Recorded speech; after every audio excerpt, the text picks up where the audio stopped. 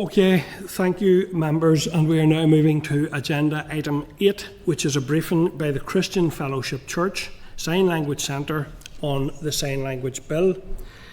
Members, the briefing paper for this agenda item is at page 525. I now like to welcome to the meeting Daniel Voss, and Daniel is Sign Language Pastor with the Christian Fellowship Church Sign Language Centre, and you are welcome today, Daniel. Could I please invite you to make an opening statement, and then we will move to questions from members. Thank you. Well, thank you. It's actually an honour to be here, so really appreciate it. Just kind of want to explain who I am first before I go into the background what I do. So I'm originally from London. I came to Northern Ireland 12 years ago. So I'm fully deaf. I grew up in a hearing family, and through that I've spoken through my life and attending mainstream school and university. Although I can use my voice, I often found things quite difficult because my identity was missing. I tried to blend in, but it came to the cost of my well-being. And then about 13 years ago, I moved to Northern Ireland to study Belfast Bible College. And that was Rita and Raymond Abernethy, who you met in the previous meeting. So I joined that, and that when I discovered the deaf community in Northern Ireland, and then I started to learn BSL and understand about deaf culture, and I realised how much I missed out on. So the first time I kind of found my missing identity, if that makes sense, and then felt like belonging in the deaf community. And so yeah, I just kind of want to speak, so coming straight from what I'm going to say word for word. So I do use sign language from time to time, and I just find it a struggle to pick up on sign language interpreters. It's difficult to book one, high in demand, and I just always feel guilty in getting interpreted when other people need it the most. But so my role, I serve at the Sign Language Pastor at CFC. We're based on the Belmont Road. We have 6 sites, so we have 6 different. So we have one in East, Antrim, Hollywood, and so on. So SLC will be celebrating 40th anniversary next year. We started in 1986. I'm the 3rd deaf pastor, followed by Raymond Abernethy, who you know, and Adam McCormick. Do you might know Adam McCormick? He's quite a famous guy. He's your cousin, is he? Oh, very good. There you go.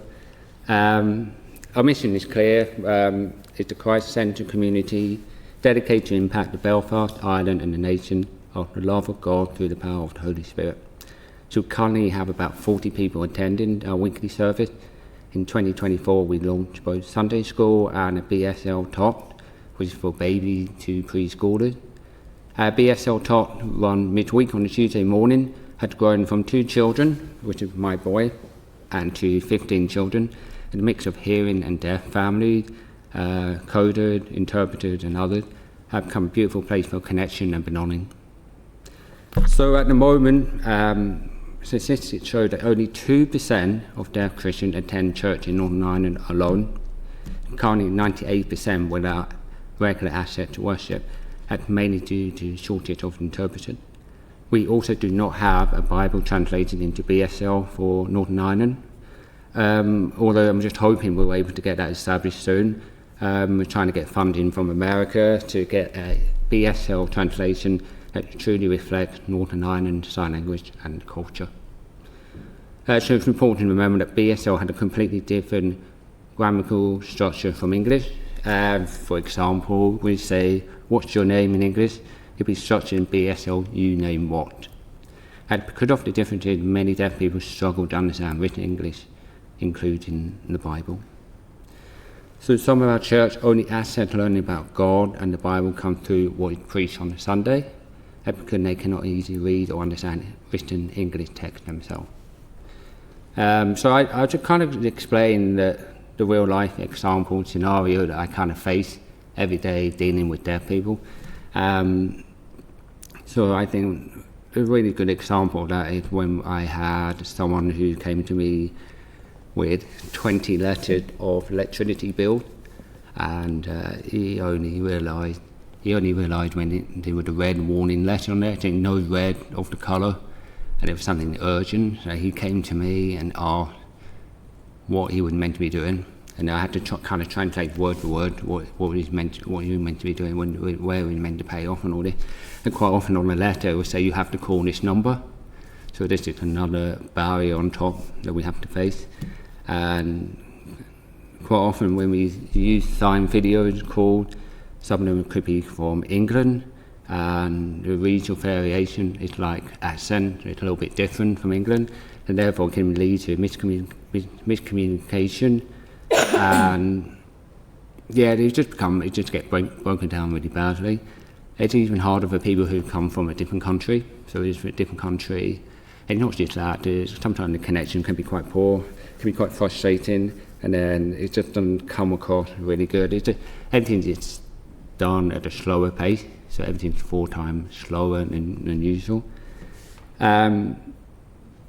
Stuff like when we have, I think sometimes you kind of need a deaf translator to kind of help that scenario. Deaf people have an understanding of deaf culture better, and they might understand the deaf person emotion of what they're trying to say and convey, and that's why there's something that we could bring in. As a pastor and within the church, when teaching the Bible, it's not enough to translate word for word. We need to help people understand the context and meaning. So the Bible verse, you can know, it had a lot of complex and full of layers. For deaf members, understanding often requires visual example and relatable stories to connect the meaning. So if I just translate word for word, they may get the surface of it, but I have to kind of dig deep and just show the visual stories and kind of show them lots of examples, they can understand what the Bible verse is telling them. It is hard for our ministry, just helping deaf people not to have access to faith, but understand it deeply in their own language and culture. And that's it. Thank you. Okay, thank you, Daniel. That was very useful, and again, an interesting other perspective on the very real impacts. I have to say, I was struck at the very start of your presentation when you mentioned about having to blend in and the cost that has to your well-being. I think something almost identical was said by Ellie Mae O'Connell, who we heard from in this committee, almost word for word. I was really strongly reminded of that session, and that is hugely regrettable that people should have to share that experience as a fundamental, what it almost seems like part of their collective experience. So I'll just couple for me. So in terms of questions, can you say a bit more about the quality of interpreters and your experience of this? You have noted in your response that you didn't support the creation of an accreditation scheme, which Clause 10 relates to. Is there something else you feel would deal with the quality issue if it's not accreditation?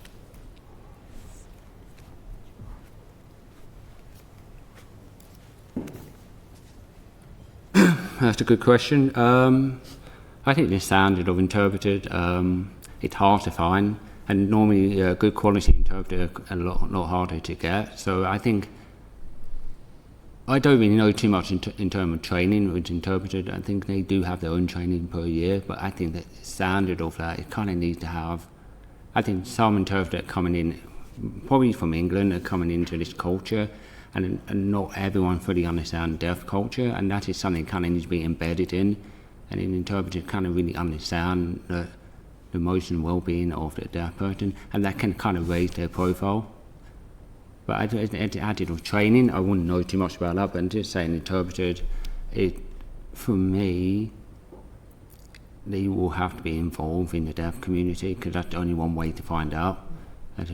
I mean, you can do a lot of training, go to university for years, but if you don't kind of adapt that culture, you kind of miss the whole point of it. So I think they need to understand the culture really well to order to understand what needs to be delivered.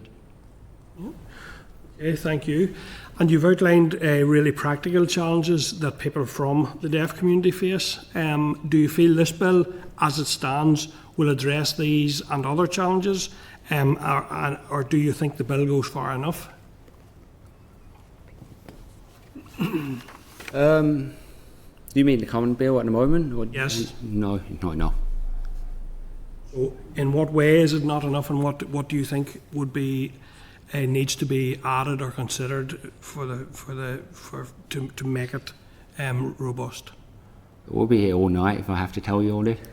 I think it's kind of need. I do think we need to have something like a community, like a little hub that deaf people can come together. It'd be a safe place for them to come. There's one in just outside Dublin called Deaf Sport Village, and I think they all come together as a community, and that's somewhere they can establish. And then they used to have the one called Wilton House years ago, but then that all closed down because they had all the deaf organisation in one place. And I do think we need more. I do think we need to establish deaf translators as well, and not just hearing interpreters. I say that because a lot of deaf translators cannot actually translate word for word. Where interpreters translate English, that will be their job, and then the deaf people have to kind of go into the deeper stuff, because not everyone will fully understand if they just watch. And so I had a load of notes on there, but I'm not sure. Do you want me to go through? No, well, I'm trying to get a sense of what specifically you think might need to change within the bill to deliver on kind of the expectations. Is there one specific thing, for example, that you think would improve the outcome of the bill?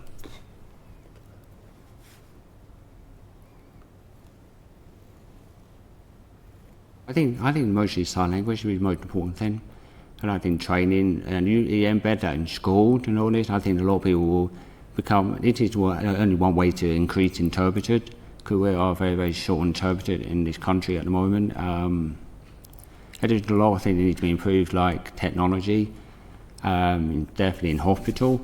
And I think if we have some sort of tablet set up, like an iPad, with a system that will connect to sign video, that will be one step forward to make things a lot easier. There is the future development of, I don't want to say this, but AI, but I don't think AI is ready yet, because I've seen it and I don't think they have that visual expression and deaf culture embedded into that system yet. But it could change in the next 5-10 years. I don't really know about that. There's not enough evidence to say that. But I do think we need to be one step ahead when people come into hospital and deaf people need interpreted, and that we need to have that ready for them. And I do think if we get that, like an iPad all set up with all the sign video and a really good Wi-Fi connection established in that place, this will make one step easier for everyone to access. Yep. I also think the website itself will need to be translated into sign language. I say that from my company that worked at CFC, we had a membership pack which was full of English, and a lot of deaf people wouldn't understand it word for word, but that had to be translated in sign language. So there was a company I got in contact with, and they were looking for charity from Google, and they would manage to get one to get established in our church. It's to try and increase accessibility. So the most important thing is accessibility is the first and foremost. Because if you go to a house nowadays, all the buildings must have a wheelchair ramp around the house. They must have that certain degree of it. If we get that foundation set up properly for the deaf community, I think we will go a long way away. Okay, thank you, Daniel. And I'm going to Melissa then. Go ahead, Melissa. Thank you all for Daniel. You're very welcome here today, Daniel, and I'm glad to hear again too, just from your perspective. We had a very insightful meeting prior to you coming in here from another group of people representing the deaf community. In relation to the actual bill itself, Daniel, do you think is the language deaf enough in it? In other words, like whenever we sort of see things like must, may, or due regard, is that language at times maybe going to give a let out that where, whilst they pass legislation, but it isn't that effective at the end of the day because of that language that is used that would allow, we'll say, departments or whatever to sort of avoid, we'll say, taking it on board, especially if it brings with it a cost or the likes? It's a very good question. I think for deaf people, when we read that, we think automatically that's how it should be. And I think, could you guys in English, you can play on words and all that, and that for you can understand how to twist it in the way that it's kind of like not a power control. It's more like you have that thing. Oh, that's okay. We can get away with it. I think for deaf people, when they see that, they think it should happen, and I think that wording needs to change for certain. It needs to be clear. It needs to be black and white. It just can't be grey in that area, because otherwise we're just going to be going around the block again. Does that make sense? Yeah. Thank you. Kelly, please. Thank you, Daniel. Thank you for your written evidence before and coming today. I noticed in your written evidence you talk about deaf culture more. It's not just about BSL and ISL, it's about a person's life. And you talked about the hub. And we heard earlier from a group of older deaf people about the importance of communication and coming together. I'm just wondering if there's anywhere in this bill that we can enhance the definition of the term deaf culture to say that there needs to be support to build a community.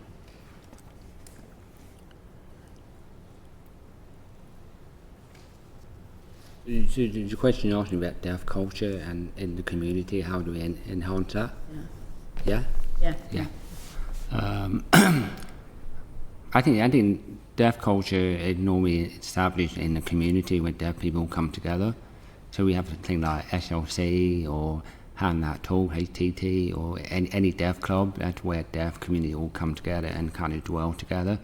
And I think at the moment, I don't think there is a hub for them to come and connect in the place where they feel this is the place where they all come together and to regularly meet up. So you have things like the deaf pub, where people meet up in the pub setting, that deaf culture and bend that. But you're saying that, how do you get deaf culture into a community? I think in the bill, the wording that's used is that it's primarily only about sign language, which is important, absolutely, but people are more, they have, things that they want to do, hobbies, interests, and that culture isn't included in the bill. How could we improve upon that?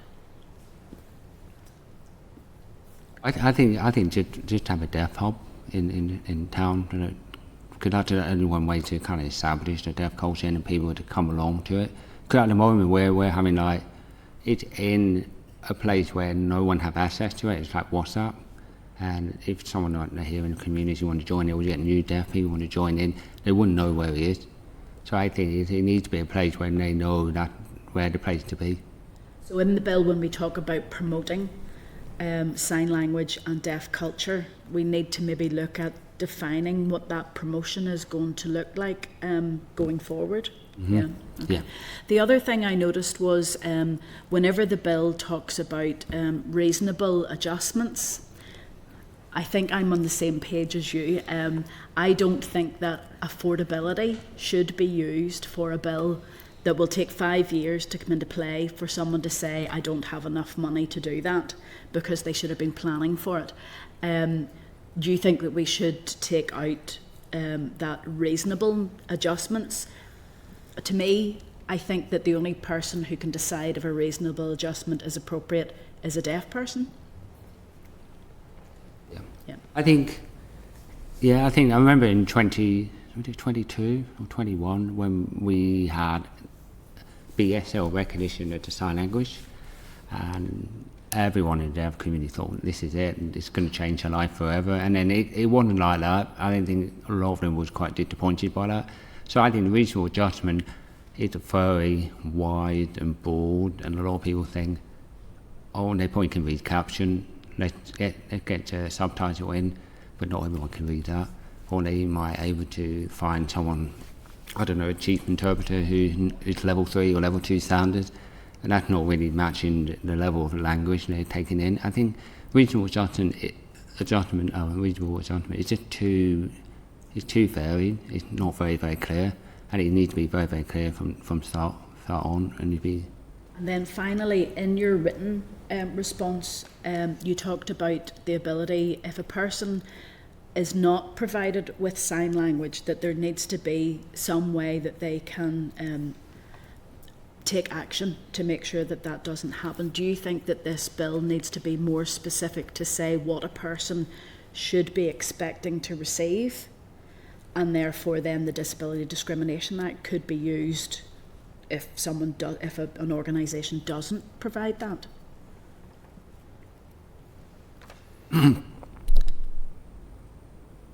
You say that question again? So it's just to see, when you talked about someone being able to take action if they're not provided with sign language, for instance, do we need to be very prescriptive in this bill so that if someone is not provided, for instance in health, with an interpreter at accident and emergency, then that would be a failing that could then be linked to the Disability Discrimination Act?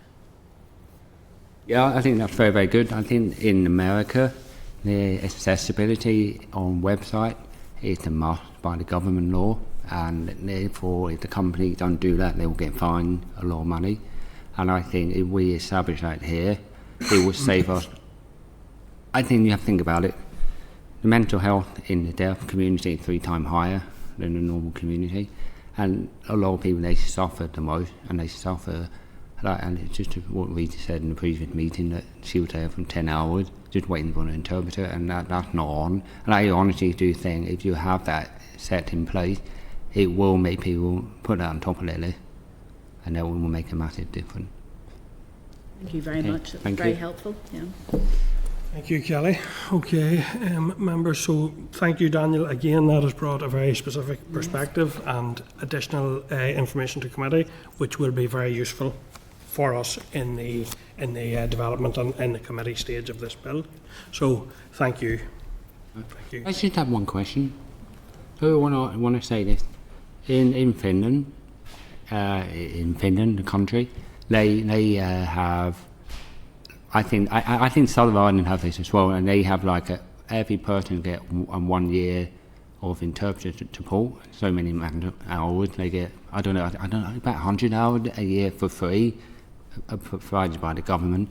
And I honestly think that if you do that here in Northern Ireland, it will make a massive difference. You have to think about every single day that people do, like getting their car sorted out in a mechanic, or going to the council and all these sort of things. And a lot of these companies can't really provide that, or not a lot of these companies have signed videos. So if you have that sort of scheme for them, I think it will just make a big difference. So, thank you. Okay, thank you, Daniel. We will look at that. I appreciate that. So I want to thank Daniel and all of the witnesses, and I also want to thank the interpreters here today.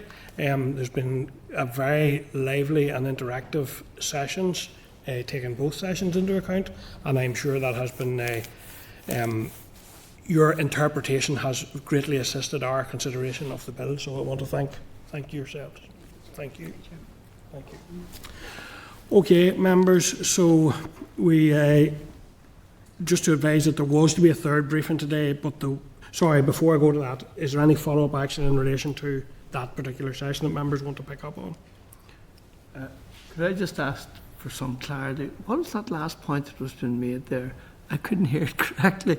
The point was that there are some schemes in some countries, including potentially Finland and Dublin, we'll probably see can we get further information, where people are provided with a certain, almost a fund of interpretation. 100 free hours of interpretation. 100 free hours. So if you go to your mechanic, you have access to up to 100 free hours in the course of a year of interpretation to assist you with. Some of them more practical, and some probably similar to what Kelly had. Voucher scheme has come back in some of the written evidence as well, a suggestion of this type of voucher scheme if you're deaf or hard of hearing and might need interpretation to go about your daily activities. Right, so therefore you'd use this coupon then, we'll say, to bring an interpreter in? Yeah, help you. Okay. Go ahead, Pat.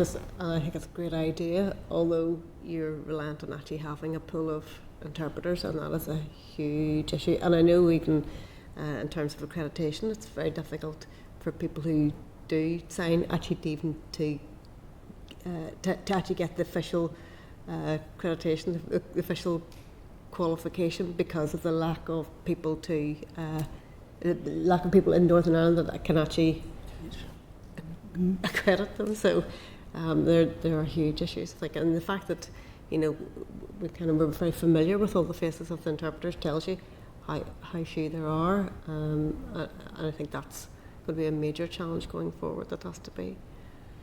The other thing that came up in both sessions, actually, and worth maybe flagging now as well, is that issue around the current video interpretation service and its lack of maybe potential access to the particular dialect or form here. And I also wonder, is Irish?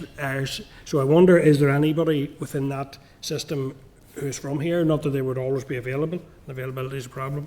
I also wonder, is there any ISL available in that?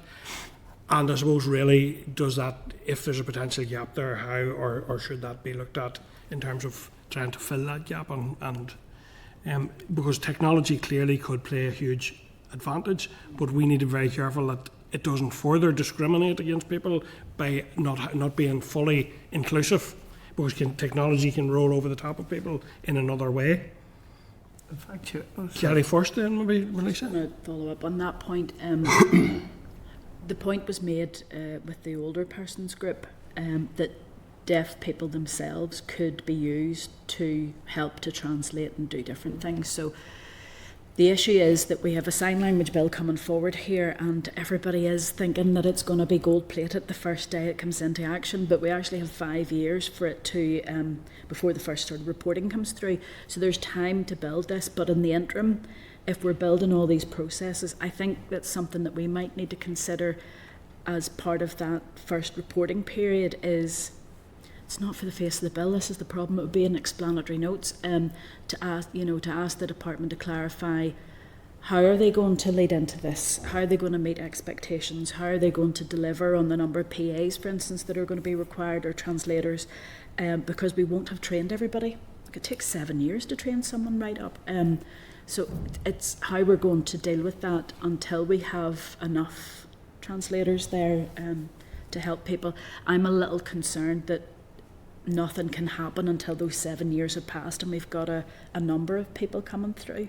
It's just, I think that question needs to be asked of the department, in that interim 5 years, what can be done, and it can't all be AI. Yeah, no, absolutely, because there is that danger, and I suppose that speaks to the point about how important our report, as well as any particular change, but our report on this one, I think, will be very, very significant and important, that we include a lot of these perspectives and subtlety and nuance and really, while the impact of those are not subtle or nuanced, they're very, very grave, but they need to be accounted for. Melissa? Just through the chair too, just at the time of the consultation, and I remember that I attended an event in Strabane, we actually had an example of how people could communicate with the interpreter online whenever they needed service and so on. I thought that in itself was brilliant, but with that it brings the additional problem, as was highlighted here today, that for older people and the likes of it, that were either they don't have the hardware or the technology in itself to be able to cope, or the ability to cope with the technology in itself, so that again too, that would require a whole sort of like training exercise there and the likes of it as well, to ensure equality of opportunity for all, say, and irrespective of where it is that they live as well too, because it would depend entirely on things right down to whether or not you actually have a signal that brings you online and things of that nature,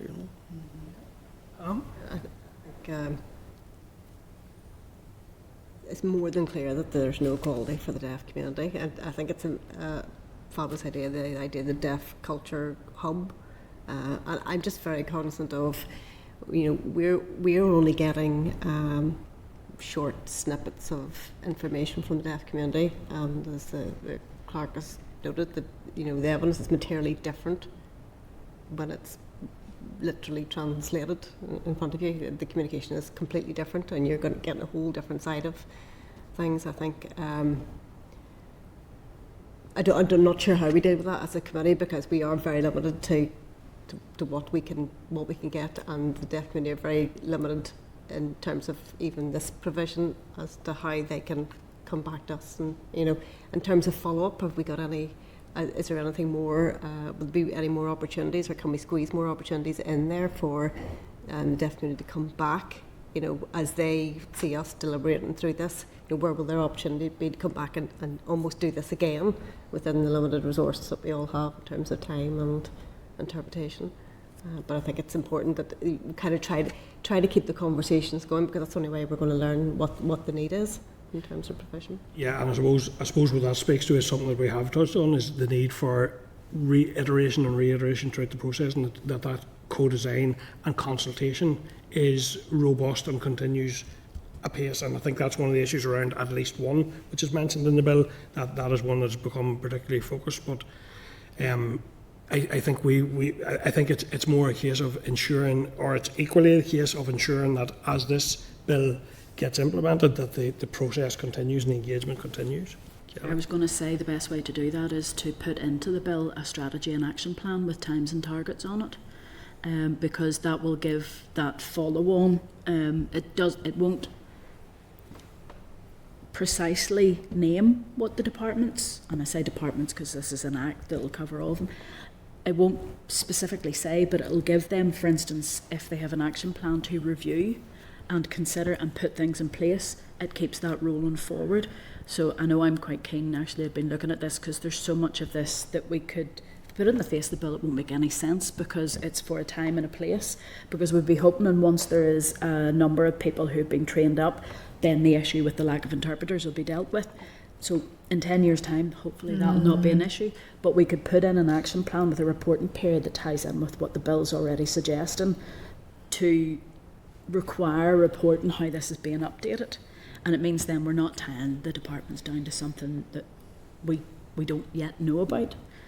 So I know I have a few amendments coming forward, and we talked to Liz about that. Yeah. Yep. And I do get your point, Pam, in terms of our work in the committee stage and how we make it reiterative, and I'll just check with the clerk on that. Yeah, no, we did, when it was open to consultation, there was a WhatsApp system set up, so we liaised with them, and everyone who was willing to give evidence was able to send in a signed video.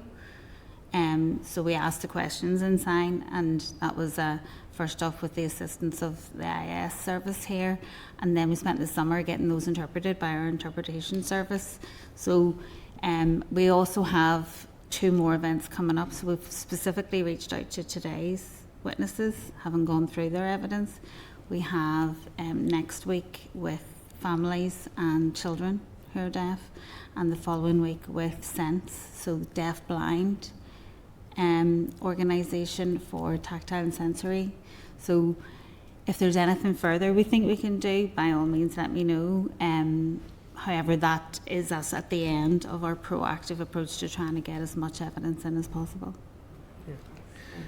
Yeah, and we have been very conscious. We have sought an extension based on an understanding of the amount of engagement we're going to have to do, and how that engagement would have to meet the needs insofar as we can possibly ensure for people who are contributing.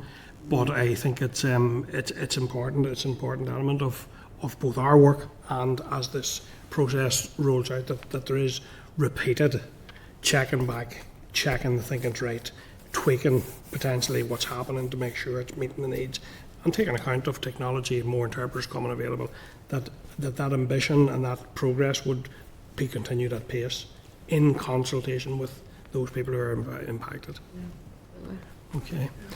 Okay, thank you, members. That's all very useful and appreciated. So just to say that there was to be a third briefing today, but the witnesses were unavailable to attend. A briefing paper for this agenda item, and it was agenda item 9, is provided in your packet, page 532, in the form of the organisation's response to the committee's Citizens Space Survey. Members, this evidence will inform our deliberations in the forthcoming weeks, and if possible we'll identify an alternative date to hear from hands that talk. So, members, we do need to allow the change, or are we now okay to go ahead on? We still need a We still need a comfort break. Yeah, So to go into the booth. We do need to take a break to reset things and go into the do the interpretation of all of this. So can I please suggest, with members' consent, we take another further 5-minute comfort break? Yep, thank you, members. And we'll come out of broadcasting.